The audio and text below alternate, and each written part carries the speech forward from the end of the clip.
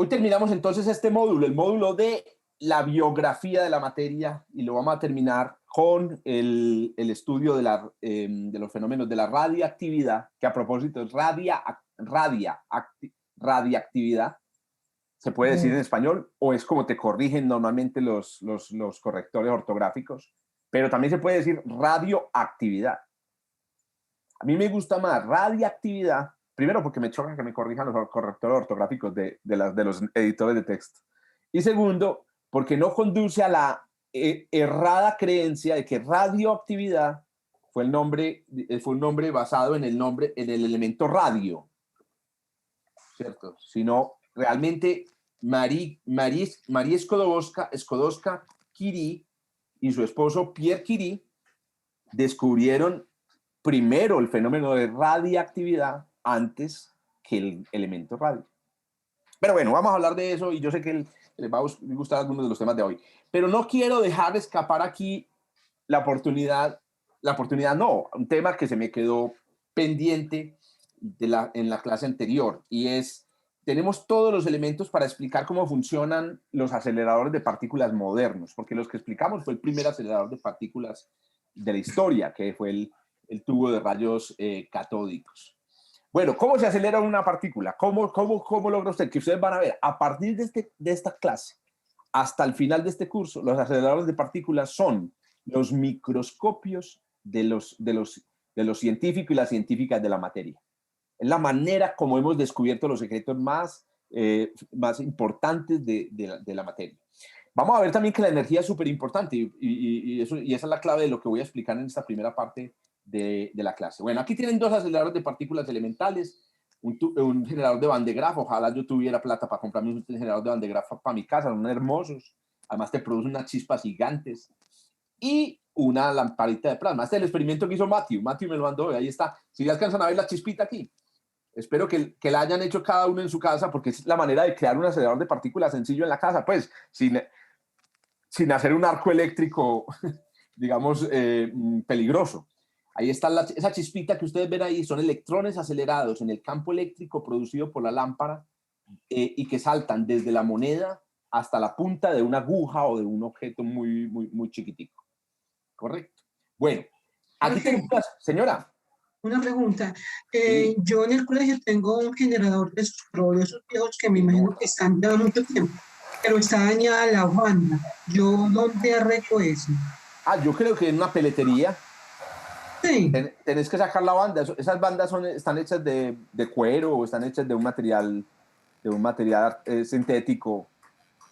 O sea que yo voy y simplemente digo lo que necesito y eso sí es adecuado para ese tipo de instrumentos. Tenés que mirar ¿cómo es que se llama? El tipo de material, llevarles el tipo de material. Ellos encuentran el material que vos les lleves. Habría que desbaratarlo, es el problema. Sí.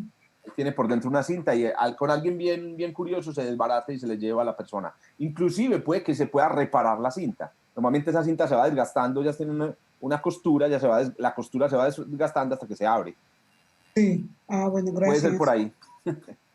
Bueno, hay un acelerador de partículas natural que conocemos nosotros con las nubes. Correcto, las nubes son un acelerador de partículas, por lo que decía ahorita hace un momento mi apreciado Uriel. En el aire, ojo, permanentemente hay campos eléctricos. La atmósfera de la Tierra es eléctrica. La razón es la triboelectricidad. La triboelectricidad, o sea, la fricción. ¿La fricción de qué con qué? Cuando se forman partículas de goticas de agua en la atmósfera o cristales de hielo, hay choques permanentes entre esas partículas que generan carga eléctrica neta en ellas. Esa carga eléctrica que aparece en la atmósfera por triboelectricidad se manifiesta, sobre todo cuando hay mucha agua atmosférica, por ejemplo, cuando hay una nube, ¿correcto? Típicamente en una nube pequeña de tormenta, ¿cierto? Esta no es una nube muy, bueno, esto puede ser la base de un cumulonimbus, se producen campos eléctricos del orden de 1 kilovoltio por metro. A ver, primer cálculo pues de la clase de hoy. Si esto está a una diferencia, si el campo eléctrico, que en este caso es un campo eléctrico que en la mayoría de las veces sube de la Tierra al cielo, sube por la convención de Franklin. Si el campo eléctrico sube y es de 1 kilovoltio por metro y hay más o menos 1 kilómetro hasta la base de la nube, ¿cuál es la diferencia, el voltaje entre la nube y el piso? Creo que son 1000 voltios. Sería. Millón. Exacto. Entonces póngale atención. Atención al cálculo. 1 kilovoltio son 1000 voltios. Como es por metro y hay 1000 metros, serían 1.000.000 de voltios. 1.000.000 de voltios. Usted tiene más o menos, usted tiene más o menos una batería de 1.000.000 de voltios entre una nube y el piso. Megavoltio. Aquí empezamos a introducir unas unidades que vamos a utilizar todo este curso, que son múltiplos del voltio. Porque el voltio posteriormente se descubrió que era una unidad de energía. Y vamos a ver que tiene que ver con la energía que puede ganar una partícula. Bueno, a propósito, otra pregunta tipo física. Si el campo eléctrico aquí en esta situación de la nube va del mar a la nube, ¿en qué dirección se mueve la electricidad? Contrario. Esa es la idea, recuerden eso, ¿cierto? La electricidad, si el campo eléctrico va para arriba, la electricidad, que son electrones móviles a través del aire, se mueve de la nube hacia abajo. Correcto. Pero a veces el campo eléctrico de la parte alta de la nube puede descender también a otras partes de la Tierra. Y en ese caso los electrones suben del piso a la nube. Correcto. Y eso también, eso produce un tipo de descarga, se llaman descargas positivas, que son súper energéticas. Producen unos truenos, muchachos, de padre y Dios mío. En estos días aquí en Medellín hubo han habido en los últimos meses rayos positivos, suenan como una explosión terrible. Pero, ¿cómo así? Yo nunca he visto una cosa de esas. Se ve como una descarga eléctrica normal, Esteban. Es decir, vos ves un rayo, pero es un rayo más energético. Las descargas que ocurren en reversa normalmente requieren una acumulación muy grande de campos eléctricos y por la misma razón una descarga de electrones muy, muy poderosa. Profe, ¿cómo se puede saber si la descarga de ese rayo, esa específicamente, es una descarga positiva? Una de ellas es por la energía, la cantidad de energía, digamos, que se descarga. Me refiero a instrumentos. Hay instrumentos que lo detectan. Sí, muy importante. Resulta que las descargas eléctricas producen ondas electromagnéticas y perturbaciones electrónicas que pueden ser detectadas por sensores. En Colombia hay una red de sensores para detectar las descargas eléctricas en el país, porque resulta que en Colombia las descargas eléctricas son la mayor amenaza a la red, a la infraestructura eléctrica. Es más, yo no sé qué les parece a ustedes, pero a mí me parece increíble que uno siga pudiendo ver televisión mientras está cayendo una tormenta eléctrica. Yo digo, puta, ¿cómo hacen esta gente que diseña las redes eléctricas para soportar? No sé si vio en el TikTok que dije en estos días sobre los rayos, descargas de 1 tonelada de TNT en cada rayo. Ayer, por ejemplo, aquí en Medellín hubo una tormenta eléctrica en la noche y cada rayo es 1 tonelada de TNT, ¡pum! ¡Pum! Descargándose sobre la red. Me parece increíble. Pues, mis respetos a los ingenieros que manejan la infraestructura. Sí, fue horrible, pues. Eso de mucho fue horrible. Aquí no se fue la luz, por ejemplo. En mi casa no se fue la luz, ¿cierto? Era cuando estábamos chiquitos que se iba la luz a toda hora. Ahora aquí... Se quemaban los instrumentos en la casa. ¿se acuerdan? Se le quemaba uno el televisor. Hoy en día todavía pasa, por ejemplo, en Santa Elena, aquí en Medellín, en el campo, es muy fácil que los aparatos eléctricos se quemen porque no hay buenas protecciones. La red no está tan bien protegida, no es tan redundante como la red eléctrica de las grandes ciudades. Pero bueno, igual a mí me parece fantástico. En Colombia se pierde muchísima plata por rayos, entonces hay sensores electromagnéticos que cuentan dónde y cómo cayó y cuántos rayos cayeron. Los tienen censado toda Colombia y es a partir de ondas electromagnéticas. Ahora, si quieren investigar sobre los rayos, hay cosas muy poderosas. Por ejemplo, el hecho de que el rayo se desarrolla en realidad en las dos direcciones. A veces es un encuentro entre una columna de plasma que sube, una columna de plasma que baja, y cuando se juntan, ¡tran! Y ahí pasa la descarga. No, eso es una belleza. Eso es una locura. Es una locura. Una locura absoluta. Profe, y eso también es para Armando, que tiene mucha experiencia, obviamente, como ingeniero. ¿Estos rayos tienen alguna predilección especial? O sea, ¿son totalmente caóticos o no lo son? Porque yo tengo una vista aquí desde mi casa a una distancia a las montañas, tal vez de unos 5 kilómetros o 4 kilómetros, y siempre en las tardes están cayendo unas tormentas impresionantes y siempre se ven los rayos caer más o menos por una zona, pero nunca me han caído aquí, o sea, nunca han caído a mi casa, ni al edificio, ni a 200 metros, sino siempre. Y allá está el corredor vial, o sea, el corredor de los aviones por el aeropuerto de Río Negro, y siempre caen en esa zona. Y digo, hombre, ¿será que si yo me quedo aquí 2 horas veo caer un rayo sobre un avión? Tampoco ha pasado. Entonces, eso sucede, esos rayos caen en una zona específica o es en 3 años no he podido ver un rayo cercano. Mira este diagrama, en el experimento de esta vez. ¿Se acuerdan que esto es con un clip? Sí, eso lo hicimos bien. Normalmente los campos eléctricos son más altos donde la superficie es más curva, es más puntiaguda. Entonces, el campo eléctrico que yo pinto aquí no es uniforme. En realidad va variando sobre la superficie. Entonces, donde es más puntiaguda ese fue uno de los descubrimientos de Benjamin Franklin. Si usted coge objetos conductores puntiagudos, la descarga se produce preferiblemente en ellos. Eso es para rayos. ¿Por qué creo yo que vuelven más rayos descargándose en la dirección en la que vienen los aviones? Justamente porque en esa región hay más pararrayos para evitar que las descargas ocurran aleatoriamente. Ok. ¿Cierto? Entonces, básicamente, los rayos, realmente lo que están haciendo ellos bombeando la electricidad atmosférica para que no vayan a poner en peligro la seguridad aérea. Usted tiene que sacar esa electricidad, saque esa electricidad, disminuya lo máximo que pueda los diferencias de potenciales. Pero piensen en esto, piensen en el mar, puta, en el mar donde nada parece ser más puntiagudo que otra cosa, ¿dónde cae el rayo? Esa es la pregunta de él. Ese es el azar absoluto. Ahí sí habría un azar casi cuántico. David, a ver, escuchemos a David. Yo sé que, no, Armando tenía la mano levantada. Primero, dale Armando, comenta o pregunta. Sí, no, acerca de los rayos, ¿cierto? El mundo de los rayos es un mundo fascinante realmente, ¿cierto? Maravilloso. Preguntaban que por qué caen más en una parte que en otra. Realmente depende de la distribución de carga, ¿cierto?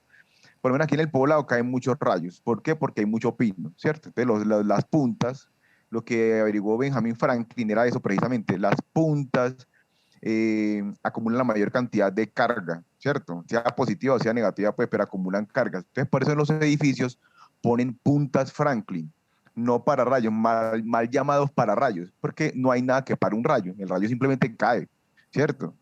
Entonces son puntas Franklin. Y en cuanto al sistema de protecciones, o sea, sí, Medellín, las grandes ciudades tienen muchos, no deberían llamarse pararrayos, deberían llamarse dispositivos de protección contra sobretensiones, DPS, ¿cierto? Para que disipan las altas tensiones que se producen en las descargas eléctricas. Exactamente. Y las redes de energía, las líneas de transmisión, ustedes ven que en la parte superior tienen 2 cablecitos, ¿cierto? 2 cablecitos. ¿Eso qué hacen? Eso simulan un conjunto infinito de puntas Franklin. Una punta Franklin, ¿cierto? Caería directamente sobre la línea, no pusieron una punta. Pero ¿qué hacen los ingenieros pues, para proteger las torres de transmisión, la línea de transmisión? Son 2 cables, se llaman cables de guarda. Esos cables de guarda es como si fueran un conjunto infinito de puntas, uno tras de otro. ¿Eso qué es? Una línea. Entonces, ¿qué hace el rayo? El rayo, como esta está tirado directamente a tierra, entonces los rayos caen principalmente sobre esas líneas, que se llaman cables de guarda, y protegen a las otras líneas. Pero ¿qué pasa? Por inducción electromagnética también se induce sobre las otras líneas, entonces también generan sobrevoltajes. Pero ahí están los DPS, que absorben esa cantidad de energía. ¿Cierto? Sí, 250 años de evolución desde Franklin hasta hoy. Wow, Armando, gracias. Excelente. No, con gusto. En el próximo capítulo, un curso con Armando sobre electricidad atmosférica. Bueno, don David, pregunta, hermano. Bueno, solo quería comentar que leí hace poco que hay unas investigaciones que están haciendo para apuntar con rayos láser al cielo y capturar los rayos, las descargas eléctricas ¿Qué con nota? ¿Qué nota? Eso Claro, de utilidad pues no sé, como recolectar esa electricidad. Buscate el link y nos lo mandad, me interesa mucho, muy bacano. Lo voy a buscar. Porque claro, es uno de los problemas. Si hay una energía disponible, y ese es el punto, ¿cuánta energía hay disponible en un campo eléctrico? Si hay energía disponible, ¿cómo la explotamos? Bueno, de la chispa, el acelerador de partículas más antiguo es el tubo de descarga, pues digamos, de Faraday, que funciona al vacío, pero fue gracias a las técnicas de buenos vacíos que logramos hacer descargas controladas. Ese es el punto. Un acelerador de partículas no es la chispa que nosotros producimos en un corto, o la chispa de un generador de Van de Graaff, o la chispa eso acelera partículas, pero lo hace de manera desordenada. No sabe cuánto va a ser, etc. Un tubo de rayos catódicos ordena, y con la fuerza de Lorentz, o una combinación de la fuerza de Lorentz y la fuerza eléctrica, vos podés hacer que el rollo, digamos, el rayo vaya en la dirección que vos querás. Recuerden que estos experimentos se soportaban en una serie de leyes físicas, digamos, muy importantes para nosotros. Van a ser muy importantes hoy para el estudio de los aceleradores de partículas, y la próxima para el estudio de la luz. Básicamente habíamos visto dos leyes físicas del electromagnetismo importantes. La ley de Ørsted-Ampère, que dice que si usted tiene un campo eléctrico que baila o que cambia, se produce un campo magnético.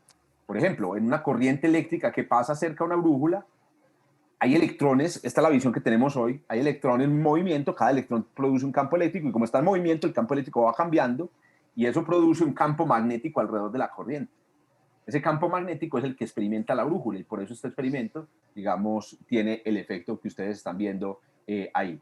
Y la segunda ley que vimos era la ley de Biot-Savart, que es una ley que dice cómo es el campo magnético producido por una corriente, pero más interesante aún, cómo es la fuerza que sienten corrientes que son vecinas. Dos corrientes vecinas se repelen o se atraen de acuerdo a una fuerza, se llama la fuerza de Biot-Savart, que tiene una intensidad muy pequeña. A propósito, eso es una cosa muy interesante. Resulta que los fenómenos eléctricos, como vimos con Coulomb, son muy intensos. Muy intensos. ¿Se acuerdan? Con dos placas cargadas con un Coulomb a 1 metro de distancia, usted puede sostener, ¿qué puede sostener usted con dos placas con un Coulomb de carga cada una? Un edificio. 5 a 10 portaaviones. Eso, un edificio muy grande, portaaviones. una montaña, 5 a 10 portaaviones, muchísimo. En cambio, con un ampere, ojo, un ampere de corriente, que es una corriente poderosa, o sea, un Coulomb cada segundo pasando por un cable, con un ampere usted produce solamente una repulsión o una atracción entre dos alambres que es del orden de menos de 1/10 de millonésima de Newton. Es decir, hay una desproporción gigante entre la intensidad de la electricidad y la intensidad del magnetismo. El magnetismo es realmente débil, pero hoy sabemos que las dos forman una unidad que se llama la interacción electromagnética. Algo tiene que ver esto con la velocidad de la luz, y bueno, eso espero que lo discutamos en la próxima.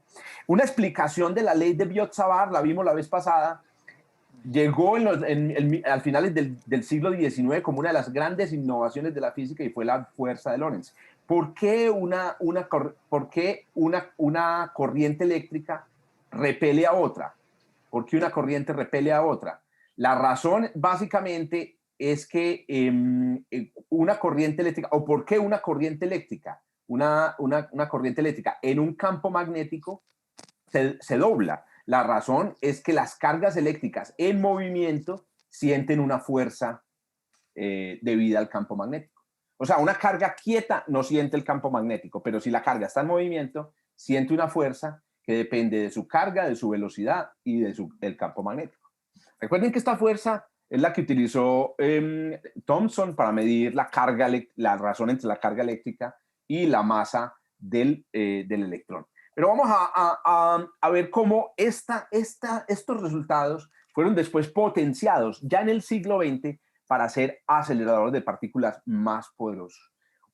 Antes de ello, hablemos primero de la energía que las partículas pueden ganar en los aceleradores de partículas. En un tubo de rayos catódicos alimentado por una batería de 1 voltio, ¿cuál es el voltaje que dan entre los dos extremos de una batería normal AAA o AA? 1.5. 1.5 voltios. Cuando está buena, nuevecita, ¿cierto? Es 1.5 voltios, correcto. Bueno, si usted tiene una batería de 1 voltio, o sea, un poquito menos que y la conecta a un tubo de rayos catódicos, ¿cierto? Entonces, en principio, si hay un vacío aquí y el tubo tiene un tamaño de 1 metro, entonces se establece ahí adentro un campo eléctrico que es de 1 voltio por metro. Y bien, se me olvidó el dividido, 1 voltio por metro, que hay 1 voltio aquí y hay 1 metro entre los dos. Como hay un campo eléctrico, hay electrones que se mueven a través del campo eléctrico. Y a propósito, esa es la razón por la cual, no sé si hicieron el experimento de la lámpara borradora y la lámpara de plasma. Es una belleza de experimento. Claro, bellísimo. Muy bonito. Háganlo si no lo han hecho, porque es medio mágico, no les vamos a hacer spoiler, ¿cierto? Pero el causante de lo que pasa en ese experimento son los campos eléctricos. Esta semana hablaba con Esteban y ahorita de pronto en el descanso le pedimos a Esteban que nos muestre unas imágenes, porque él construye lámparas de plasma, pero artísticas. Ahorita Esteban nos cuenta en el descanso, repito.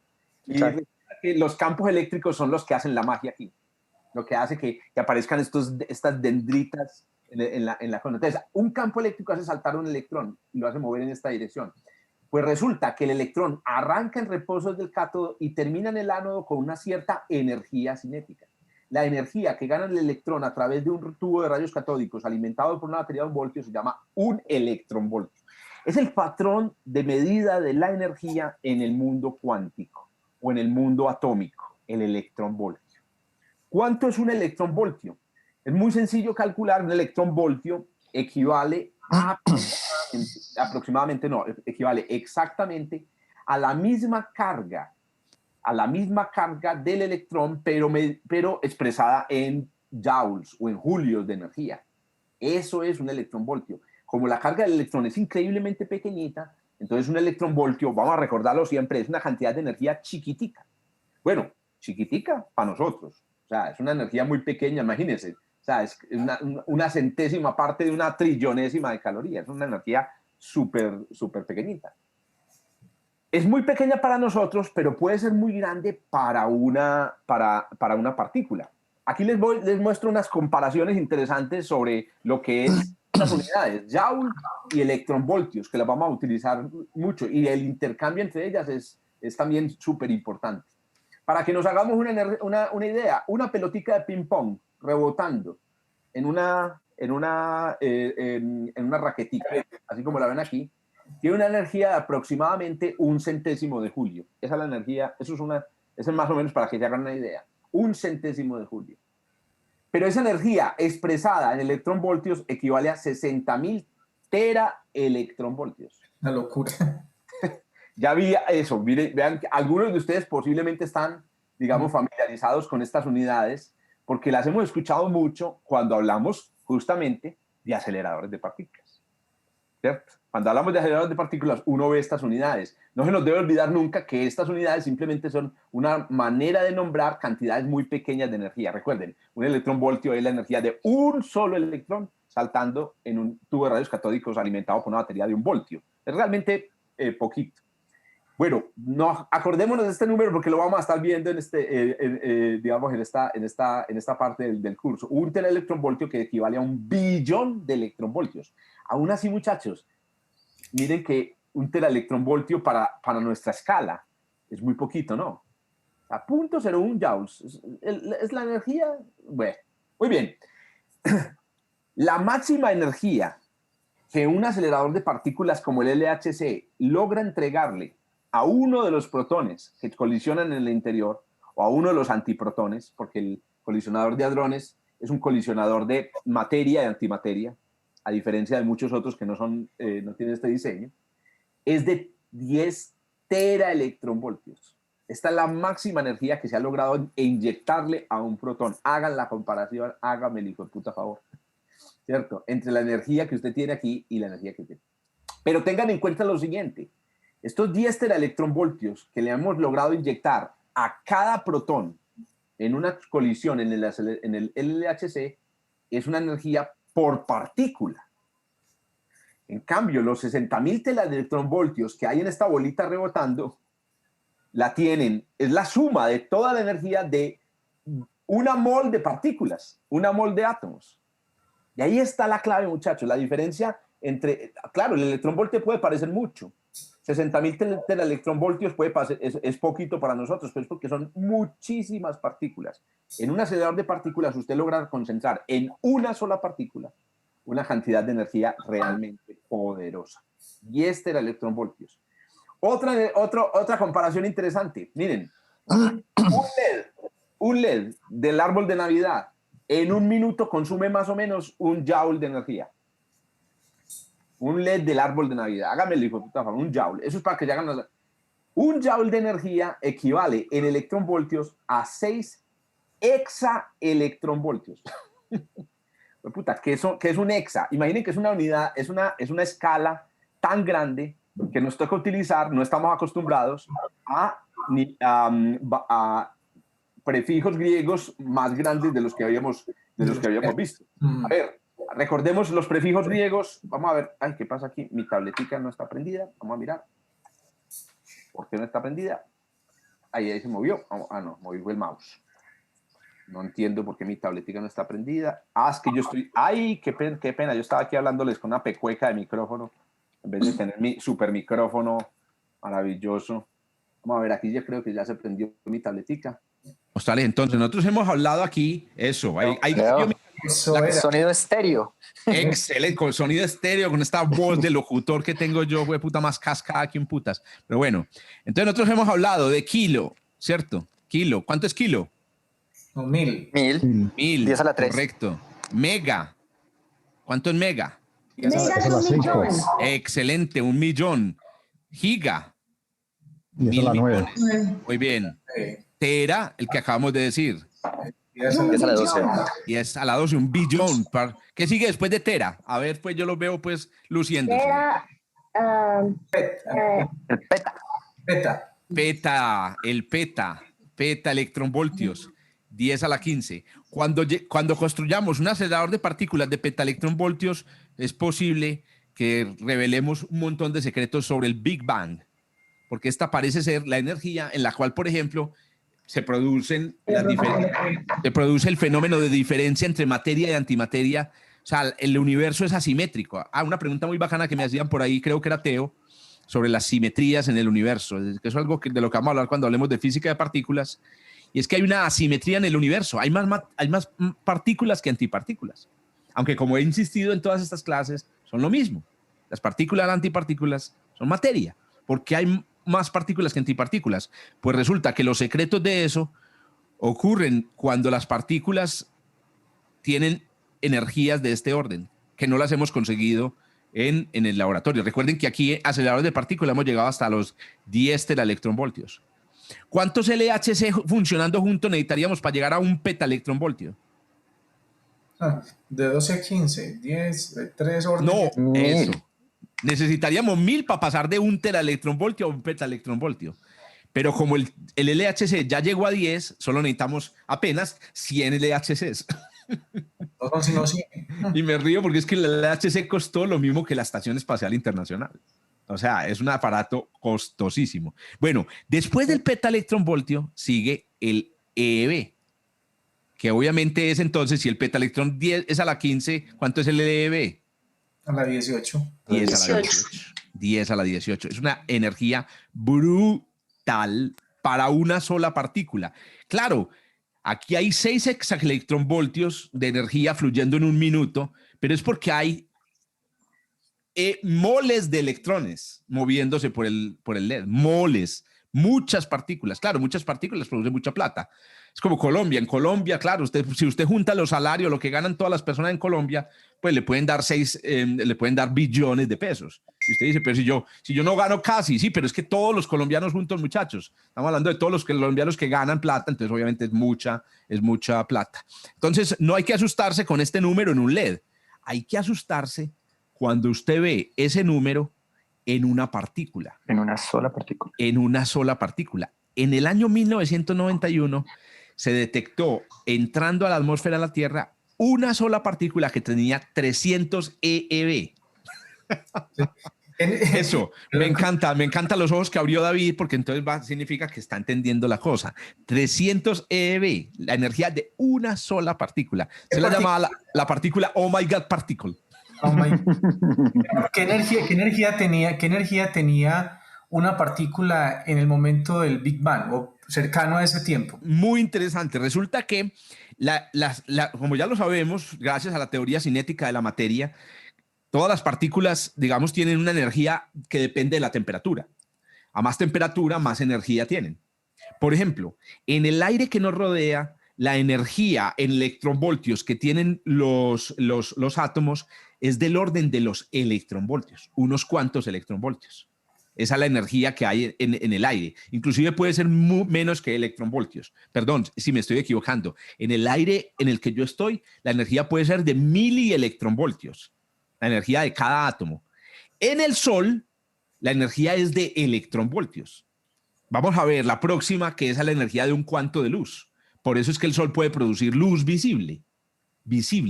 En cambio, la atmósfera de la Tierra produce solo infrarrojo. La energía de un cuanto infrarrojo es de milielectronvoltios. Ojo, en una supernova, en el centro se producen partículas que tienen millones de electronvoltios, megaelectronvoltios. Cuando usted va aumentando la temperatura y se va acercando al Big Bang, la energía va subiendo, va subiendo, va subiendo, y más o menos en el tiempo en el que empezó la expansión del universo, ojo, en el tiempo en el que empezó la expansión del universo, la energía podía ser del orden de 10 a la 35 electronvoltios, la energía de las partículas. A eso se le llama la energía de Planck. 10 a la 35 electronvoltios. Bueno, claro que realmente hoy en día no sabemos cuándo, en qué energía, porque el tiempo cósmico hoy en día en cosmología se mide en energía. Por ejemplo, la radiación de fondo salió del universo cuando la energía promedio de las partículas era 1 electronvoltio. El momento en el que desapareció casi toda la antimateria corresponde al tiempo en el que las partículas tenían 1 megaelectronvoltio. Y así uno va retrocediendo hasta atrás. El famoso tiempo de Planck, del que hablan por ahí algunos libros de cosmología, que eso ya es un poquito, digamos, anticuado, corresponde al momento en el que en el universo las partículas tenían 10 a la 35 electronvoltios. A eso se llama la energía de Planck. Bueno, son cosas muy bacanas que vamos a ver qué cosas alcanzamos a ver aquí y qué cosas tienen que ustedes coger el curso de cosmología para que las aprendan. En el curso de cosmología del diploma de astronomía se ven algunas de estas cosas. Oiga, pues esta partícula la detectaron con un aparato parecido a este. Yo tuve el placer de estar al lado de esta antena. Les confieso que es un paseo que yo me disfruté bastante. Esta antena está en la isla La Palma, de Islas Canarias. Son un tipo de antenas muy bonitas que lo que hacen es que cuando una partícula de muy alta energía entra en la atmósfera, produce un fenómeno en la atmósfera que se conoce como luz Cherenkov. Luz Cherenkov, que se produce cuando hay partículas que van a velocidades, pero muchachos, es que la velocidad de una partícula de estas es ya prácticamente la velocidad de la luz, menos 1 centímetro por segundo. O sea, esa partícula prácticamente va a la velocidad de la luz. Pero tiene masa, es una partícula. O sea, es una partícula, masa. Claro, es una partícula. Entonces, resulta que esas partículas producen luz en la atmósfera, chispazos. Entonces, miren, ¿qué es esto? Es un telescopio súper pecuecudo. Y lo digo pecuecudo porque este telescopio nunca formaría una imagen. Lo único que hace este telescopio es capturar cualquier pequeño brillo atmosférico, lo concentra y ellos van registrando el nivel de brillo atmosférico. Entonces dejan la cosa mirando para el cielo de Canarias, que es despejado, espectacular, incluso nublado también funciona. Y apenas se ve un chispazo, recogen la señal y dicen, bueno, ese chispazo, si se produjo tanta luz, ¿cuánto era la energía? Entonces yo me los imagino haciendo el primer cálculo y dije, oye, este huevón, me dio 3 por 10 a la 20. No te equivocaste, huevón, volví a hacer el cálculo. ¿Cómo va a ser 3 por 10 a la 20 una partícula? Lo hicieron en 1991 y descubrieron que esa partícula tenía 300 eV. 300 millones de teraelectronvoltios. Hágame el hijo de puta favor. ¿Qué LHC extraterrestre fue capaz de acelerar una partícula hasta esta energía? Pues resulta que los que aceleran las partículas hasta esta energía son los agujeros negros supermasivos en el centro de las galaxias. En un agujero negro supermasivo, por mecanismos magnéticos se logran acelerar partículas a esta velocidad. Las supernovas también, las explosiones de supernova logran acelerar partículas a esta velocidad. A este tipo de partículas se lo llaman rayos cósmicos de ultra alta energía. Ultra alta energía. Algunos de estos rayos cósmicos, como lo comentábamos hace un momento, podrían traernos el estudio de ellos secretos sobre lo que pasó en los primeros fracciones de segundo de la evolución del universo. El único problema, ya le respondo aquí a Daniel y a Esteban, el único problema es que estas partículas, llórenla, llegan al azar. No hay control. O sea, sí hay aceleradores de partículas naturales, pero hacen lo que les da la hijueputa gana a estos malparidos. Entonces no hay control. Llegan cuando quieren, llegan donde quieren, y entonces lo único que podemos hacer, por lo menos, por ejemplo, es medir cuántas llegan y con eso deducir alguna información. ¿Qué efectos producen? Porque la partícula llega y produce una cosa que se llama una llovizna electromagnética. que se puede detectar aquí en la superficie de la Tierra, y la que vamos a hablar también más tarde, porque en las llovinas electromagnéticas producidas por estas partículas descubrieron la antimateria. La antimateria se descubrió ahí, porque esta partícula que entra con esta energía no llega hasta la superficie. No, eso se convierte en 300 eV de electrones, fotones, ¿cierto? Esa energía termina descargándose, y entre las partículas que se generan por estos choques están positrones, antimateria. Y esa antimateria es detectable en la superficie. La detectaron en 1931 por primera vez los positrones producidos en los aceleradores cósmicos naturales. A ver, Daniel, pues hermano, comente o pregunte o... Hola, profe. Profe, le iba a preguntar si estas partículas o esta partícula que llegó se debe a este fenómeno de la radiación de Hawking en los agujeros negros. ¿Es a partir de eso? Una pregunta. No. Muy buen. Gracias por hacerme aclararlo.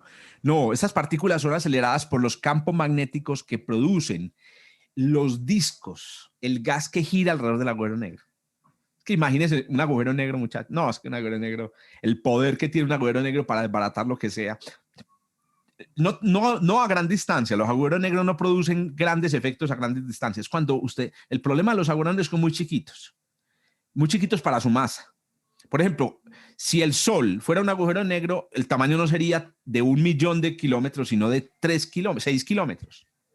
Entonces, miren, los agujeros negros son muy chiquitos para su masa. Entonces, cuando usted logra estar muy cerca, la materia, por ejemplo, en la mayoría de los agujeros negros no cae en línea recta, sino que termina dando vueltas. Ahora imagínense ustedes un plasma dando vueltas. Cualquier conductor que da vueltas tiene la capacidad de producir un campo magnético. Y son los campos magnéticos los que aceleran estas partículas a velocidades impresionantes. En un tubo de rayos catódicos, no. En un tubo de rayos catódicos lo que acelera las partículas es el campo eléctrico entre el cátodo y el ánodo. Que a propósito, en un tubo típico como los que utilizaba Thomson, era a lo sumo 10 kiloelectronvoltios. Miren, este fue el primer acelerador de partículas que tuvimos. Ya ustedes se ríen de esta cantidad de energía. 10 kiloelectronvoltios comparado con el LHC, que son 10 teraelectronvoltios. Y los campos magnéticos a lo sumo lo que hacen es desviarla. Pero en los aceleradores de partículas naturales o en los aceleradores de partículas que empezamos a construir a principios del siglo XX, es la fuerza magnética la que hace el milagro. Esteban, ¿iba a preguntar algo o tenía la mano ahí levantada de a rato? No, pues la pregunta era ¿qué pasa si uno lo golpea a una partícula de estas? Pero ya. Uy, usted, no. No, Sí. pues nada. No, Nada. pues nada. Cierto. Pero hay una cosa muy interesante, Esteban, que quiero comentarles. Los rayos cósmicos y las partículas derivadas tienen dos efectos en la Tierra. El primer efecto es que son la fuente principal de mutaciones biológicas. Exacto. O sea, los cambios en el ADN son inducidos por rayos cósmicos y radioactividad. O sea que hay una conexión de la vida con estos fenómenos de alta energía. Es muy interesante. Tal vez no estaríamos haciendo esta charla, tal vez seríamos peces o seríamos babosas en el mar si no estuviera esta fuerza ahí cambiando nuestro ADN. Sería muy loco decir que gente que ha desarrollado cáncer hoy en día es debido a rayos, que ha sido expuesto a rayos cósmicos. Sí, por ejemplo, astronautas. Hay astronautas que han pasado demasiado tiempo en el espacio. Creo que hay un astronauta, lo vi por aquí en estos días en una serie, creo que en Mundos Alienígenas, un astronauta que desarrolló un cáncer y se cree que es por exposición a partículas de alta energía que llegan del espacio justamente y que indujo daños en los tejidos. El segundo efecto... y los pilotos de avión. Excelente, Camilo, muchas gracias. La exposición a partículas de alta energía a gran altura es un factor de riesgo laboral en las personas que trabajan en los aviones. Tanto flight attendant, los que atienden, digamos, en los vuelos, como los pilotos. Ellos no pueden volar indefinidamente en un año. Ellos tienen una cantidad de horas en el año que pueden volar porque por encima de ella la exposición es demasiado alta. Hay unos vuelos que son más peligrosos que otros. Me imagino que ustedes saben que los vuelos, por ejemplo, es un vuelo que yo me sueño. Los vuelos polares, que son cuando usted viaja, por ejemplo, de Los Ángeles a Tokio, la ruta es polar. O si usted viaja, creo, también de Santiago de Chile a Melbourne en Australia, el vuelo es polar, o pasa muy cerca a la Antártida. Cuando usted pasa por los polos o cerca a latitudes muy altas, el influjo de rayos cósmicos es más alto. Y en ese caso, usted se expone más a los rayos cósmicos. Y hay un segundo efecto. La carga eléctrica descargada, electricidad descargada por los rayos cósmicos de esta energía, carga las partículas del aire y hace que generen condensación del agua donde se concentra esa carga. ¿Y qué pasa cuando el agua se condensa en la atmósfera?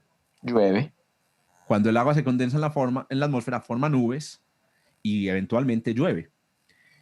La formación de nubes es una de las cosas que es un misterio todavía. ¿Cómo se forman las nubes? No es fácil explicarlo porque es difícil hacer goticas en aire enrarecido. Hay varias explicaciones. Una, el polvo, la contaminación. Eso ayuda a formar goticas en el aire. La segunda son las moléculas complejas, orgánicas que desprenden los árboles.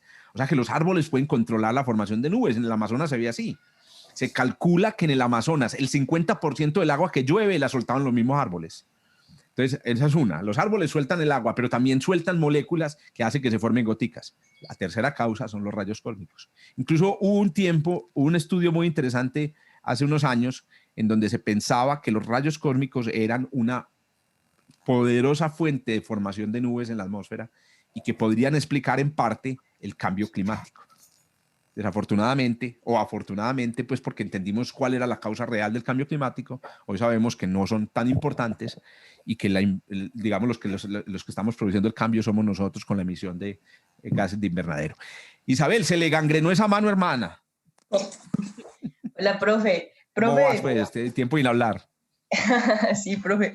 Profe, es que cuando dijiste que esas partículas de rayos cósmicos de ultra alta energía, es como redundante, ¿no? Pero bueno, decías que fueron producidas por los discos de los agujeros negros, pero entonces, ¿son por las partículas que quedaron atrapadas en el disco de acreción o son partículas que logran escapar? Pues, bueno, sí. Son partículas que logran escapar, correcto. Que logran escapar, porque yo la otra vez... Pero atención, perdóname, Isa, que te interrumpa así, por los campos magnéticos. O sea, las partículas que están dando vuelta alrededor de un agujero negro, no dicen, no, eso ya son presas, o sea, están atrapadas ahí. Pues no, los campos magnéticos pueden bombear partículas de alta energía por los polos del agujero negro. Los chorros, sí. Exacto. Los jets astrofísicos se los llaman. Pero además hay otra cosa, Isabel. Esos jets golpean las partículas circundantes y también pueden acelerarlas. Profe, y ya entendí, muchas gracias. Y una pregunta, ¿y se podría determinar de dónde viene una partícula de esos o eso sí sería imposible? Muy buena pregunta. Se puede determinar. Inclusive, hace un par de años se hizo el primer rastreo del neutrino de más alta energía que se ha detectado en la Tierra, que se detectó en el Ice Cube, el detector Ice Cube que está en la Antártida. Y se puede rastrear porque se ve de dónde venía el neutrino. Entonces, ¿qué hacen los astrónomos? Las astrónomas llegan y cogen todas las fuentes, todas las galaxias que tienen agujeros negros en el centro activos. Todas las galaxias tienen agujeros negros en el centro. Eso es una cosa que ya hoy en día más o menos entienden astrofísica. Pero hay unas que están comiendo materia y esas son las galaxias que se llaman activas. Entonces resulta que cogieron el neutrino, miraron de dónde venía en el cielo y empezaron a buscar en las bases de datos qué galaxias activas habían allá y encontraron la galaxia a la que venía ese neutrino. Lo que es una historia fascinante porque es que uno dice, imagínese, usted está aquí y hueputa, y entra un neutrino de 100 eV y usted dice, ¿ves, hijo de puta, dónde viene? Cuando usted va y mira y hay una galaxia activa a 100 millones de años luz, usted dije, fue puta, viajó 100 millones de años y lo detecté hoy. ¡Ah, qué cosa tan maravillosa! Claro, no, sentir que ese neutrino estaba destinado a que yo lo detectara en la historia del universo, a que nos encontráramos, exacto. Oiga, pónganle atención pues a cómo funciona. Esto es una belleza. La idea, hay una historia muy bonita, la historia de este señor, que se llama Ernest Lawrence, que hay un laboratorio muy famoso en Estados Unidos que se llama el laboratorio Lawrence. que es el laboratorio donde se detectaron la mayoría donde se descubrieron la mayoría de los elementos químicos pesados nuevos que conocemos. El laboratorio Lawrence es un laboratorio súper importante en la historia de la materia. Este señor, hay una historia en el libro de los átomos a los quarks, que a propósito se lo recomiendo a ojo cerrado. Léanse en ese librito, es un librito viejito del año 80, de la Biblioteca Científica Salvat. Está en el Classroom, se los dejé en el Classroom. Es un librito de 200 páginas, es un librito que se puede leer en una semana fácilmente. Y está la historia de este señor y cómo descubrió la manera de pasar de 10 kiloelectronvoltios a 10 megaelectronvoltios. Acelerar partículas 1000 veces más. El truco que descubrió este señor tiene que ver con la fuerza de Lorentz, por eso la expliqué, ¿cierto? Bueno, entonces, ¿cuál es la idea? Lo que descubrió este señor. Este señor y todos los físicos de la época, estamos hablando ya de 1929, o sea, ya estamos hablando de la época incluso de la teoría cuántica. Este señor descubrió, pues, que esto se sabía desde hace mucho rato, que un electrón se desvía en un campo magnético, como en los tubos de rayos catódicos. Pero si usted deja que el electrón no solamente se desvíe, sino que siga su camino y el campo magnético existe en el espacio, en un volumen más grande, el electrón termina dando vueltas. Dando vueltas. Es más, les cuento una cosa, las vueltas, los electrones dando vueltas, ¿cierto? Por ejemplo, en el campo magnético de Júpiter emiten ondas de radio, emiten ondas electromagnéticas que se pueden detectar en la Tierra, con un radio de onda corta. Si usted coge un radiecito de onda corta, eso sí, necesita conectárselo a una antena directiva, porque los radiecitos de onda corta tienen antenas que cogen ondas de radio en todas direcciones, pues aproximadamente en todas direcciones. Pero si cualquiera de los que hay aquí sabe, se consigue una antenita directiva, hay una manera muy sencilla de conseguir una antena más o menos directiva. Directiva significa que uno sepa de dónde vienen las ondas de radio, y es hacer con un angeo de gallinas, ¿cierto? El angeo, pues, que es una malla para guardar gallinas. Usted se hace un marquito, se pone el angeo, conecta su radiecito de onda corta y empieza a moverlo en dirección a Júpiter.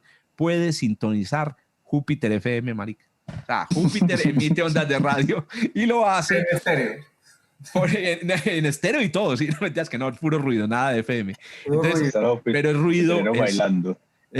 El ruido producido, ¿usted imagina? ¿Qué está haciendo mi hijo? Mija, ¿qué está haciendo ahí con el angeo? No, aquí sintonizando a Radio Júpiter. La Radio Júpiter.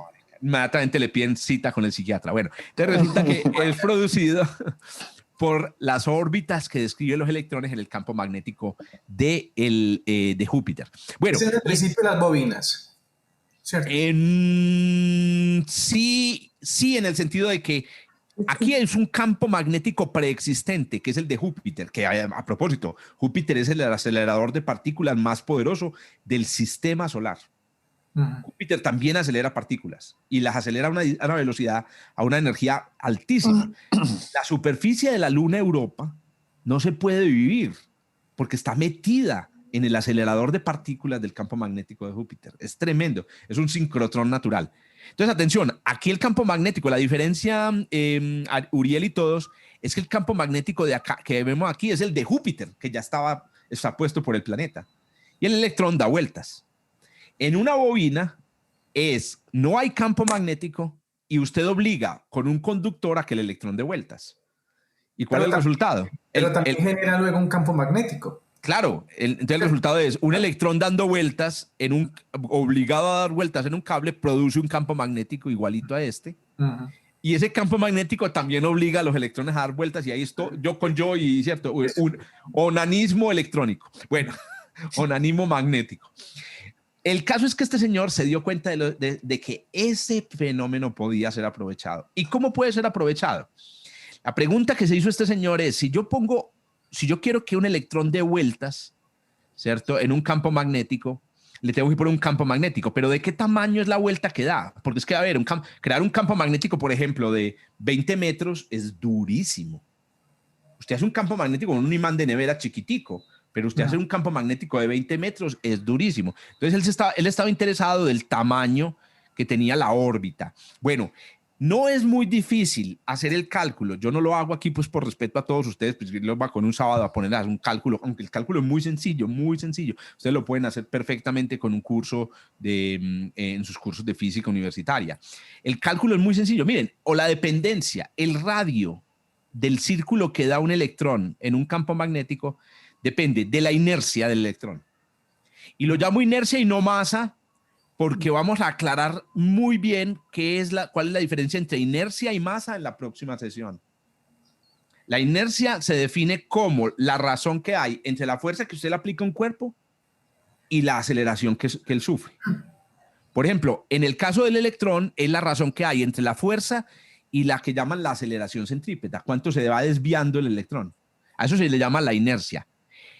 A velocidades chiquitas, la inercia es casi exactamente igual a la masa, pero no son lo mismo, pilas con eso. La inercia de una partícula no es lo mismo que su masa. Eso lo sabemos hoy gracias a la doctora, no, lamentablemente Mileva no alcanza a ser doctora por culpa de Einstein, a Mileva, que la embarazó, a Mileva, lo sabemos gracias a Mileva Maric y a Albert Einstein, el hecho de que la inercia no es lo mismo que la masa. Entonces, por eso no pongo aquí masa, sino inercia. Entonces, miren, el radio depende de la inercia, depende de la velocidad de la partícula y depende del campo magnético. Lo que entiendo yo es que ¿por qué no se habla de masa, sino de inercia? Y es porque los electrones en movimiento están poniendo un campo y lo que está midiendo es la fuerza de ese campo cinético. ¿Cierto? Y ese campo cinético, o sea, esa fuerza de ese campo sí pareciera que fuera como el golpe de una masa. ¿Es así o estoy muy perdido? O sea, no se mide la masa de la cosa, sino la fuerza del campo magnético que produce la partícula. No, yo creo que no estás perdido, Uriel, pero estás combinando cosas interesantes en un mismo concepto. No, la diferencia entre inercia y masa, que como les digo, pues le tenemos que dedicar un ratico a discutirla, tiene que ver con el hecho de que los electrones no se mueven solo en el espacio, también se mueven en el tiempo. Ok, ¿cierto? Más complejo, más abstracto. Un electrón que está quieto encima de una mesa está moviéndose hacia el futuro. El movimiento en el tiempo, cuando Albert Einstein y Mileva Maric descubrieron que eso hacía, descubrieron que muchos conceptos de la física que traíamos como entendidos no eran correctos. Okay. Cuando uno incluye el movimiento en el tiempo, entiende por qué es que la masa de un fotón puede ser cero y el fotón existir. Eso sería interesantísimo entenderlo con toda claridad. Eso, entonces, a ver, con toda claridad, ni yo, que llevo 15 años en esta mierda. O 20. Curso. Pero no, lo que sí uno sí puede hacer es pasar de una bolita con dos punticos y una rayita a una bolita con dos punticos y una rayita y una naricita. Bueno. Mariana, comente pues, mija. Profe, entonces, ¿cómo podríamos definir la masa? La masa es una propiedad de la partícula en el espacio-tiempo. La masa es una medida del impulso de la partícula en el espacio-tiempo. Todo cuerpo tiene un impulso en el espacio-tiempo, en las 4 dimensiones, y la masa es una medida de ese impulso. Y entonces, ¿un fotón que no tiene masa no tiene impulso? No. Los fotones no tienen impulso en el espacio-tiempo. En el espacio-tiempo, pero sí en el espacio. Sí en el espacio. Bueno, pero entonces, a ver, pues, paciencia, mis queridos. Serenidad y paciencia, querido Solín. Exacto. Bueno, miren lo que dice esta fórmula. Esta es la fórmula de los aceleradores de partículas. Si usted tiene una partícula lenta, se da esta vuelta, pero si es rápida, va así. O si usted tiene una partícula que es poco inerte o ligera, es así. Y si es muy inerte, ¿el radio aumenta o disminuye? Si el radio aumenta, pues aumenta la velocidad. Si tiene más inercia, ¿el radio sería pequeño o sería grande? Más grande. Disminuye, creo yo. Más grande, es proporcional. Exacto, vean eso. La razón de ello, para los que de pronto estaban pensando, bueno, si más inerte es porque si es más inerte, pues ya tiene más libertad, ya no se deja mangonear. Esa es la palabra que utilizamos en Colombia, María Raquel, se dice mangonear en Colombia. La partícula no se deja mangonear y termina más lejos del centro de su órbita, ¿correcto? Pero la parte aquí complicada es con el campo magnético. A ver, yo tengo un campo magnético que es chiquito y el radio de la órbita es así. Si yo aumento el campo magnético, ¿qué le pasa al radio? Y vos aumentás el campo. Si yo voy a aumentar, voy a dejar la velocidad igual, la inercia igual. Si yo aumento el campo, ¿qué le pasa al radio de la órbita? Disminuye, correcto. O sea, esto que hay aquí es un resumen de cosas que usted entiende bien. Eso son las matemáticas, son síntesis de cosas que usted entiende bien, ¿cierto? Partículas más inertes se ubican en radios más grandes, partículas más veloces se ubican en radios más grandes, pero si usted mete más campo magnético, las partículas se van para adentro. ¿Correcto? Pues resulta que hay una relación, que fue la relación, muchachos, que le cayó a este señor del cielo, este señor Lorentz, en los años 20. El señor, se cuenta que esta sí es una verdadera, la historia de Arquímedes saliendo en pelota por Siracusa, anunciando que había descubierto pues un resultado maravilloso. Es una historia apócrifa, pero esta es una historia real. El señor salió de su oficina diciéndole a todos: lo tengo, pues puta, el tiempo es lo mismo para todas las partículas, no importa la velocidad. Todo el mundo le decía: Lorentz, ¿de qué estás hablando? ¿Qué le pasa a este man? ¿Qué se bebió? ¿Cierto? Miren lo que descubrió Lorentz y lo vamos a descubrir nosotros. Entonces ustedes tienen esta relación. Vamos a suponer, dice Lorentz, que el campo magnético es el mismo. O sea, voy a quitar aquí la dependencia del campo magnético, pero por un momentico, porque para llegar al LHC tenemos que meter campo magnético. Entonces el radio de la cosa depende de la inercia y de la velocidad. Pero ¿cómo se calcula la velocidad de una partícula? A ver, ustedes que saben de la física así básica, ¿qué es la velocidad? Distancia sobre tiempo. Distancia sobre tiempo. Sí, el periodo. Ver, exacto. Búsquele Distancia. Ahí le diste, Claudia. La velocidad es la distancia que recorre en el tiempo. Pero ¿qué distancia? Resulta que la partícula recorre un círculo. Eso es 2πr. 2πr. No, 6r, no. Ah, bueno, sí, más o menos 2 pi. Sí, súper, sí, profe. El pi práctico. Es el pi práctico. A mí me encanta decir 6 porque es que me acuerdo más fácil. Pero bueno, la distancia recorrida en una vuelta es aproximadamente 6 veces el radio. 6 veces el radio. Y aquí viene, yo no sé si, a ver, los que son aquí más savvy, se darán cuenta de lo que descubrió este señor cuando escribió esta fórmula. A ver, ¿quién ve ya ahí una cosa sabrosa? Miren, entonces tenía esto, ahí hay ya un efecto, hay un efecto se matemático. Elimina el radio. Eso es correcto. Entonces miren, yo puedo manipular esta fórmula. Por ejemplo, el tiempo que está dividiendo a este lado, lo paso a multiplicar a este lado. ¿Listo? Entonces me queda tiempo por radio. Y a este lado me queda inercia por radio. Y el 6, no, el 6 lo voy a botar porque estoy hablando de la proporcionalidad. El 6 lo que hace es que me define el número, pero la proporcionalidad es la misma. Y aquí viene el punto. El radio no importa para el tiempo. El tiempo que se demora una partícula en dar una vuelta en un campo magnético solo depende de la inercia de la partícula. Solo depende de la inercia de la partícula. Y el señor salió corriendo de su oficina feliz por lo que había descubierto. Claro, cualquier persona, inclusive con colegas físicos, diría, pero él se volvió loco. Pero es que el tipo llega y dice, es que vean lo que esto significa, muchachos. Esto significa que si usted tiene una partícula que es lenteja y da vueltas en un círculo, en un campo magnético, por ejemplo, se demora, digamos, un segundo en llegar desde aquí hasta aquí. Pues bien, una partícula que va rápido se demora también un segundo en llegar desde aquí hasta aquí. No importa el radio. No importa el radio. En un campo magnético, si son electrones, los electrones que van en círculos chiquitos se demoran lo mismo en dar. Eso es muy raro. ¿Saben por qué es muy raro? Porque ¿qué pasa en el sistema solar? En el sistema solar no es así. No es así, obviamente no es así. Eso, en el sistema solar, los que están lejos se demoran más, los que están cerca. Pero la velocidad se aumenta entonces, ¿no? Claro, la velocidad de este tiene que ser mayor para poder alcanzar al de aquí adentro, ¿cierto? Por lo tanto, entre más grande sea el radio, sí importa en sentido de la velocidad y alcanza energías mucho más altas. Ya va la cosa. Y entonces a Lorentz se le ocurrió la siguiente idea, que es el principio de funcionamiento de las aceleradoras de partículas modernas. Pónganle atención. Y a ustedes les deben haber hecho exámenes médicos que se derivan de este descubrimiento. Entonces imaginen que hay un campo magnético, usted tiene un electrón dando vueltas, ¿sí? Ok, listo. Supongan que el electrón se demora un segundo en dar media vuelta y un segundo en dar otra media vuelta, ¿sí? Ok, vamos a suponer eso, listo. Vamos ahora a coger al electrón y le vamos a dar una patadita de la buena suerte en este punto. Le damos una patadita.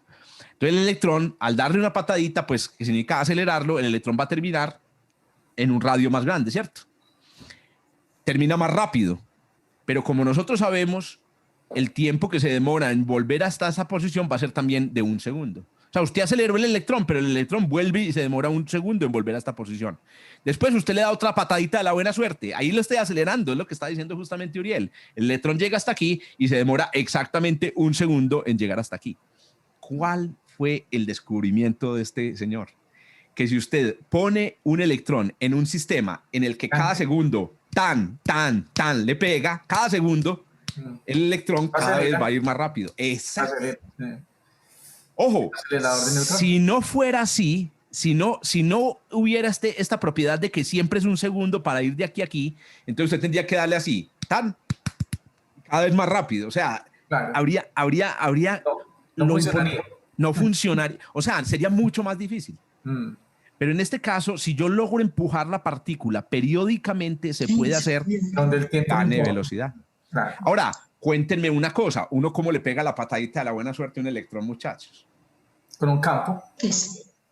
¿Con qué tipo de campo puede empujar un electrón? Un campo, un campo magnético. Magnético. Un campo magnético. Lo puede empujar un campo magnético, pero ya lo está empujando. Por eso es que está dando vueltas. Con energía. Con el campo eléctrico. Campo, no. Luz Helena dice una cosa, le puedo inyectar energía. Por ejemplo, si yo le disparo fotones, o sea, cuantos de luz, lo puedo acelerar. Pero también lo puedo hacer, algunos de ustedes lo dijeron, con calor, que son choques con otros electrones. Lo que pasa es que desorganizaría el movimiento. Lo puedo hacer con un campo eléctrico. Que a propósito, aquí el campo eléctrico lo pinté para donde no era. Discúlpenme, hay un errorcito, porque el campo eléctrico, para poder acelerar un electrón hacia adelante, el campo eléctrico, por culpa de Benjamin Franklin, mal parido, sería en la dirección contraria, ¿correcto? Entonces miren esta idea. Usted llega, entonces miren ahora el experimento con campo eléctrico incluido. Usted llega, pone campo eléctrico, el electrón se acelera y espera 1 segundo. Quita el campo eléctrico, lo tiene que quitar porque si no lo frena. Mete el campo eléctrico, lo acelera. Pasa 1 segundo y no le mete campo eléctrico. Otro segundo y lo acelera. Genial. A ver, Armando, ¿cómo me consigo yo un campo eléctrico que se prenda cada segundo? ¿Usted qué sabe de estas huevonadas, hermano? Un relé, ¿no? Corriente alterna. Con corriente alterna. Una corriente alterna. Ay, entonces, claro, este tipo estaba bailando en una pata. Basta conectar este aparato a la electricidad. Con la frecuencia, ¿cierto? La frecuencia. Exacto. La electricidad que sale de la pared es así. Campo eléctrico aparece, desaparece. Campo eléctrico aparece. Es discreto. 60 veces en 1 segundo. Ese es el principio de funcionamiento del primer acelerador de partículas que se creyó, que se llama un ciclotrón. Eso es un ciclotrón. Un ciclotrón es un aparato en donde se aprovecha el principio de, digamos, sincronicidad entre las órbitas de electrones cada vez más grandes para acelerar los electrones. Entonces, miren, es un aparato, aquí les muestro el aparato real, vean el aparato real, uno de los primeros ciclotrones que se construyó. El primer ciclotrón realmente fue era un aparatico de escritorio, pero después eso lo empezaron a crecer hasta tamaños significativos. Tengan en cuenta que para poder hacer un ciclotrón usted tiene que tener un campo magnético, miren, aquí tiene que mida 2 metros, y eso es muy duro, correcto. ¿Qué es la ventaja del ciclotrón? Entonces miren cómo funciona el ciclotrón. Son 2 placas que van haciendo que un campo eléctrico, miren, el campo eléctrico va oscilando por una corriente alterna. Entonces el electrón aquí recibe patadita de la buena suerte a la subida y a la bajada, a la subida y a la bajada, a la subida y a la bajada. Y eso sí, con una frecuencia súper definida. Y luego sale disparado a la velocidad máxima. Exactamente. Claro, cuando el ciclotrón se le queda chiquito al electrón, entonces usted le abre una ventanita y por esta ventanita usted coge el electrón, pero el electrón ya va a más de 1 megaelectronvoltio de velocidad. O sea, usted cogió el tubo de rayos catódicos y con mucho ingenio electromagnético lo convierte en una cosa poderosa. Les presento ciclotrones modernos. Esto es un ciclotrón, son fotografías de este año, puta, de ciclotrones modernos. Miren el tamaño, miren la tecnología. Y aquí por este tubo salen los electrones. ¿Y para qué sirven los electrones que salen por este tubo? Se bombardea con estos electrones targets, o sea, se lo bombardean sustancias que puede ser aire, por ejemplo, o vapor de agua. Y cuando el electrón golpea el agua, y esto es un descubrimiento que hicieron Rutherford y sus estudiantes, se crean elementos químicos nuevos. Eso. En particular, hay uno muy interesante que se crea hoy con los ciclotrones y es el flúor radioactivo. Resulta que algunas moléculas de glucosa transportan átomos de flúor. Bueno, son ciertos carbohidratos transportan átomos de flúor. Entonces, ¿qué hacen? Hacen glucosa radioactiva con flúor, meten a la glucosa en tu torrente sanguíneo y te dicen, piensa en su mamá. Y resulta que pensar en su mamá, yo no sé si usted lo sabía, consume glucosa. Porque la glucosa se necesita en todos los procesos, digamos, donde la glucosa se consume, se va al flúor radioactivo y utilizan un aparato que detecta la radioactividad que sale del flúor radioactivo y de esa manera ubican exactamente la zona del cerebro donde está tu mamá. Madre. Ahí se ríe David de mí.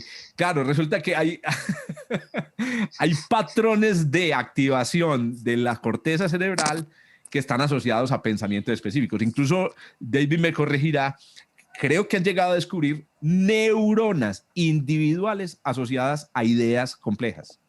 O sea, en el creo que es el hipotálamo, o en el tálamo, pues digamos cerebral, para allá abajo, se almacenan como los recuerdos de largo plazo y se han descubierto que hay neuronas que se activan individualmente frente a ideas complejas, lo que es impresionante.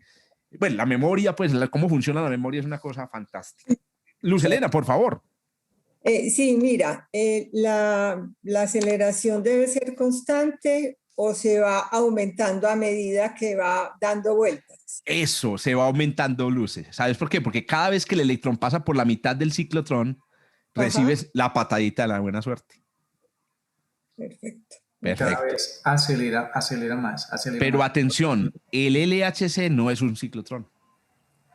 ¿Por qué? Porque los ciclotrones no pueden ser muy grandes. Tienen un problema de tamaño ni el hijo de puta.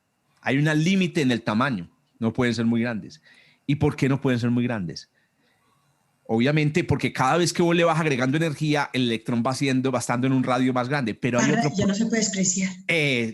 Hay otro problema. Ese es el otro problema. El otro problema es que cuando el electrón va teniendo más velocidad, su inercia aumenta. Al principio, cuando el electrón va despacio, la inercia es casi la masa. Entonces, claro, como la inercia mantiene constante, entonces el tiempo es constante. Pero cuando el electrón alcanza velocidades cercanas a las de la luz, la inercia empieza a aumentar. ¿Qué pasa en un ciclotrón si la inercia aumenta? Si la inercia del electrón aumenta, entonces el tiempo que se demora en dar la vuelta aumenta también. ¿Y eso qué significa? Que usted empieza a trabajar con el ciclotrón y el ciclotrón funciona muy bien cuando el electrón va despacio, pero cuando el electrón va muy rápido, el electrón se empieza a retrasar o se empieza a adelantar al campo eléctrico. ¿Ustedes qué dicen? A la patadita. Se le adelanta. Ralentiza. Adelanta. Como el electrón tiene más inercia, se atrasa. Se demora más tiempo en dar la vuelta. Ya los test no son iguales, no son iguales para las vueltas. Excelente, Claudia, ese es el concepto. Es como un columpio. Para usted hacer que el niño que columpie cada vez más rápido, tiene que dar el golpecito donde es. Pero si usted se le adelanta al niño o se le atrasa, el niño nunca va a llegar. Entonces, ¿qué sucede? A cierta velocidad, el ciclotrón se vuelve inútil. El ciclotrón se desincroniza. Se desincroniza. ¿Qué necesitamos? Un sincrotrón. Necesitamos algo que lo sincronice. Sincronice. ¿Y cómo se sincroniza? Ya voy a terminar esta porque yo sé que ustedes están ya sedientos de glucosa.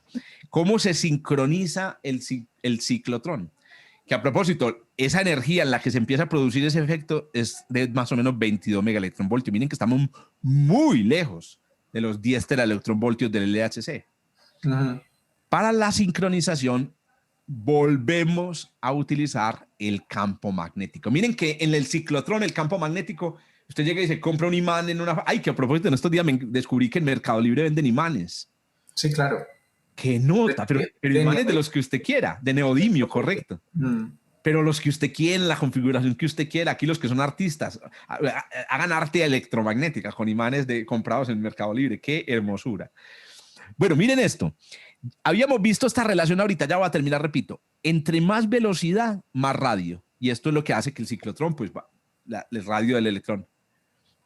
Pero, ¿qué pasa si usted en un ciclotrón aumenta el campo magnético? Un número muy grande. Eso hace que disminuya el radio. Exacto. O sea, la velocidad aumenta el radio, pero si usted, cuando el radio del electrón aumenta, también aumenta el campo magnético, entonces la partícula se mantiene en el mismo radio. Sí, y lo sincroniza de nuevo. Eso es un sincrotrón. Un sincrotrón es un ciclotrón en el que ya no solamente le doy empujón a la partícula, sino que cada vez que empujo la partícula, subo el campo magnético para que el electrón se mantenga. De esa manera, mantengo el electrón confinado al mismo radio. Eso se llama un sincrotrón. Y les digo, la casi totalidad de los aceleradores de partículas de la Tierra son sincrotrones, con la excepción de los aceleradores lineales, que son otra historia muy interesante, que no voy a contar aquí, pero se la pueden leer en el libro de los átomos a los quarks o la partícula divina.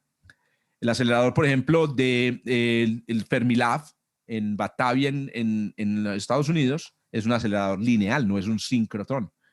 Pero esos aceleradores no logran mucho si no fuera por los sincrotrones. Entonces miren cómo funciona el sincrotrón. Es mucho más complicado, pues obviamente. Por ejemplo, esta es una imagen. Yo trabajé durante 6 meses en un sincrotrón en Italia. Es hermoso. O sea, eso es una cosa espectacular. Es un edificio gigante, pues, puta, más grande que una catedral, pues en ancho. No es muy alto.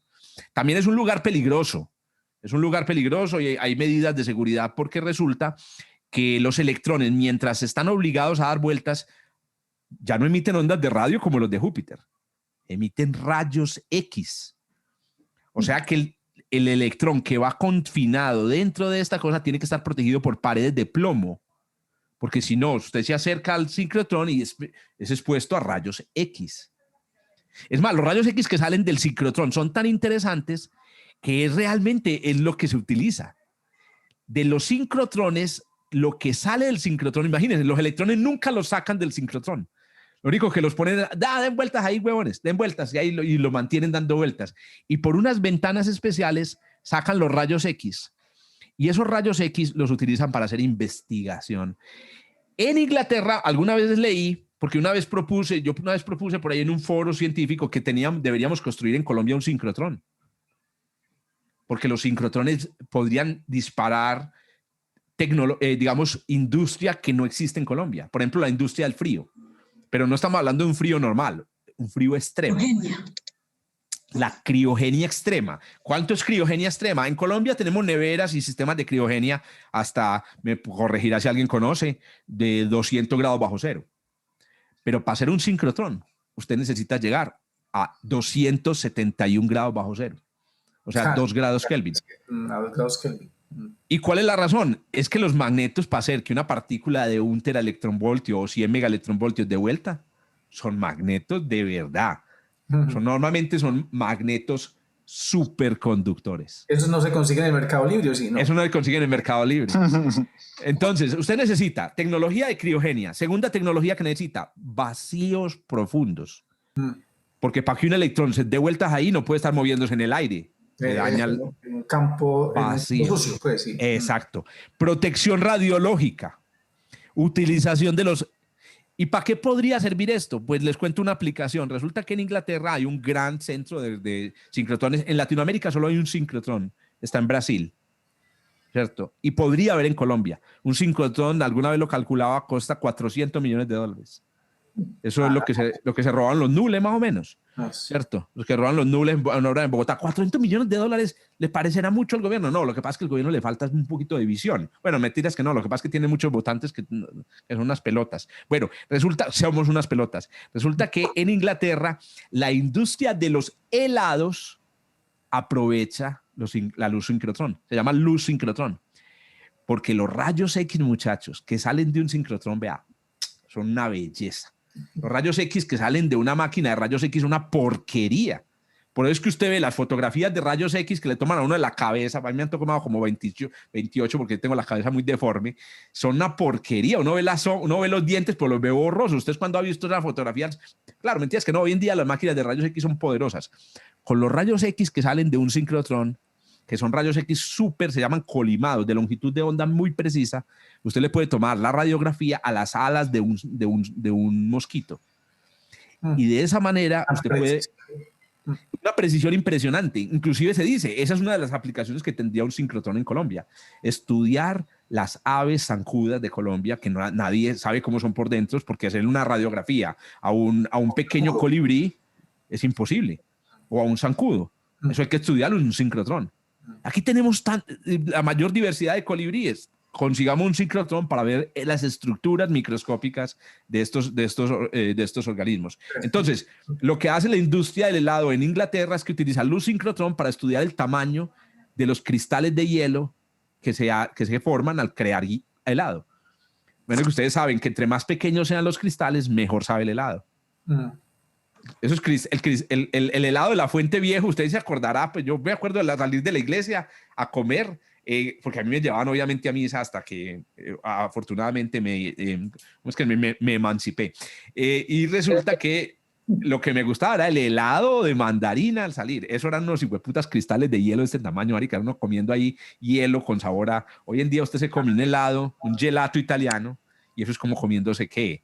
Grasita, una cremita. Una cremita. Y es porque los cristales son microscópicos. Y eso es lo que hacen en este tipo de cosas. Bueno, el LHC es un sincrotrón, pero es el sincrotrón más putamente poderoso del mundo. Miren aquí el tubo, aquí están, estos son los magnetos superconductores. El sincrotrón por dentro, el canal por el que van las partículas es pequeñísimo. Inclusive, lo mostré al principio de la presentación, esta es la última diapositiva, les quiero mostrar el tamaño del canal por el que van los protones en este acelerador de partículas que estaba, a ver, paciencia, aquí, cuando estábamos hablando de la energía, aquí está. Ahí es. Eso. Miren, ¿ya vieron el tubo? Sí. Este que hay aquí no es el sincrotrón. Este que hay aquí es el detector. El detector de los que vamos a hablar más adelante. Este es el detector. Las colisiones ocurren dentro del detector.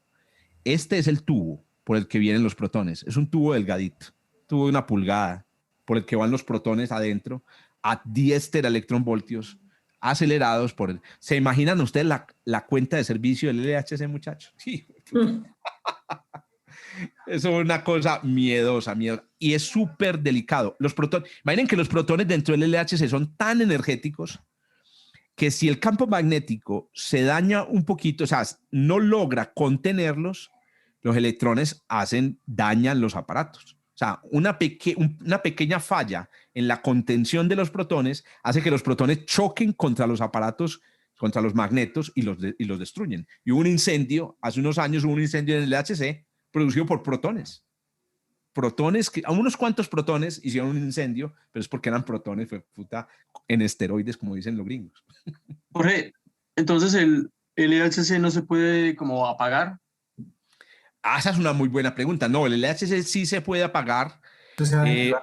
Pero, claro, lo han apagado, efectivamente, pero sí es importante la pregunta porque obviamente una vez vos tenés el aparato funcionando en un estado nominal estable, es muy difícil decir, no, ¿saben qué? Apaguemos para que analicemos los datos. No, ya lo tenés nominal, estable, son muchos magnetos conductores que tienen que sincronizarse con el movimiento de los protones. Entonces es muy difícil apagarlo y prenderlo.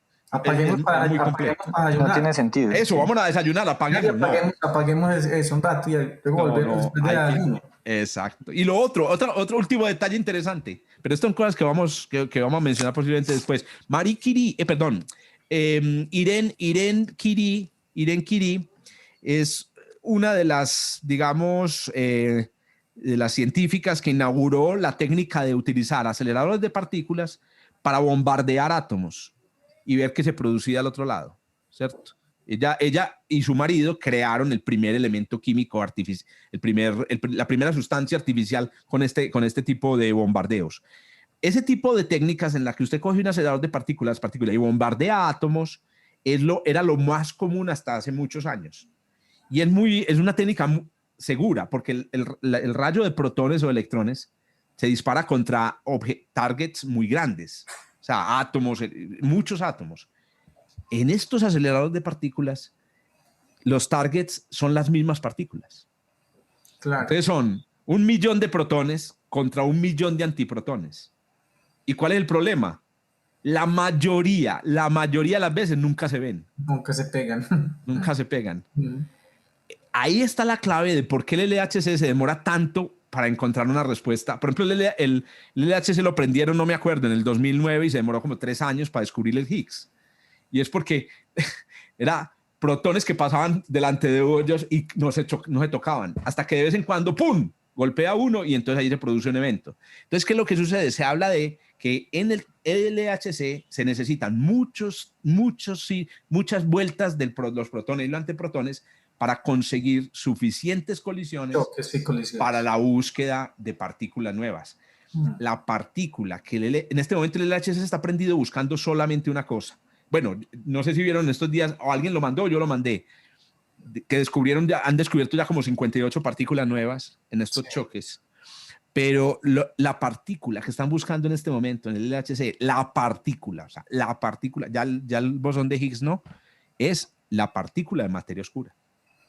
Estamos tratando de crear en el LHC una partícula de materia oscura y lamentablemente estamos más perdidos que embolatados, muchachos. No aparece esa hijo de puta, no la hemos podido crear, lo que puede significar que no exista o que tal vez no existe a las energías del LHC. Correcto. ¿Y cómo se detecta una partícula de energía oscura? Muy rápidamente. Usted hace una colisión y no sale, la colisión ocurre y usted no ve salir nada. Eso es una partícula de materia oscura, ¿cierto? Una partícula que no produce, que no muestra, que no evidencia su existencia. Correcto. Es energía perdida en una colisión. Esa no la hemos descubierto. Hombre, váyanse a tomarse un poquito de glucosa con flúor no radioactivo. Y nos vemos entonces, vean, nos vemos por ahí a las 11:05. Vamos a darle un menor descanso, como les dijo, hoy tenemos una clase cargadita.